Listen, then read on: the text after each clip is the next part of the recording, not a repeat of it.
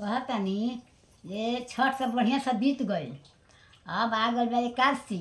1 तारीख के एकादशी ह। तो बेटी पर तो लोग कमेंट कइले बा दादी एगो तुलसी के गीत गा दी। अरे रपुरवनिया बानी तो हम कहनी ठीक है बा जरूर आई तो हम गा देव। अरे छोटी मोटी तुलसी के गछिया भुइया लोटे हो डार। अरे छोटी मोटी तुलसी के गछिया भुइया लोटे हो डार। अरे ताही तुलछिए किसान हो बाबू खेले जुआवा त्रास। अरे ताही छहिए किसान हो बाबू खेले जुआवा त्रास। अरे खेलते हो बाबू के लगली हो पियास। अरे खेलते हो बाबू के लगली हो पियास। अरे पानी के पियासल हो बाबू बधिनिया के हो दुआर।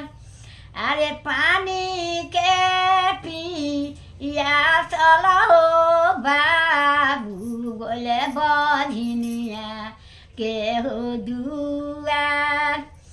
अरे हाथावा के रुइया होली हले बधिनिया बिया हो ठार।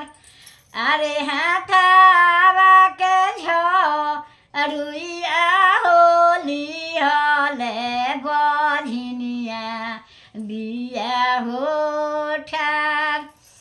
अरे छोटी मोटी अरे तुलसी के गछिया भुइया लोटे हो डार।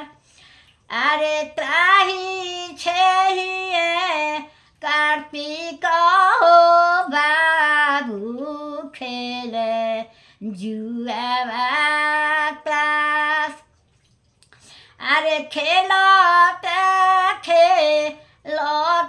हो बाबू के लगली हो पियास।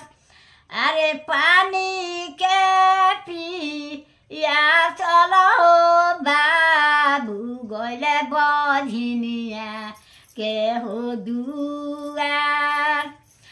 अरे पानी के पियासल हो बाबू गइले बधिनिया के हो दुआर।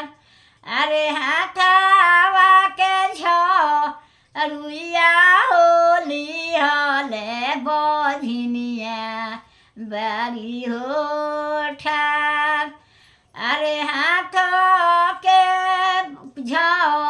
रुइया होली हले बधिनिया बिया हो ठार। बाझिन के कोनो माया मुँह माया ना हो बेटा बेटी के। जेकरा तन से बाल बच्चा हो गईल माल गोरू भैंस गाय आदमी जिया जंत सबके माया लगेला। लेकिन जेकरा तन से बेटा बेटी ना भइल कोनो जिया जंत के ओकरा दूसरा के माया ना लगे। कहे खातिर का हो जे लोग कहेला लड़का कीन के लो लेता बढ़िया से दुलार आदर भाव करता। लेकिन आपन माई माइए हो।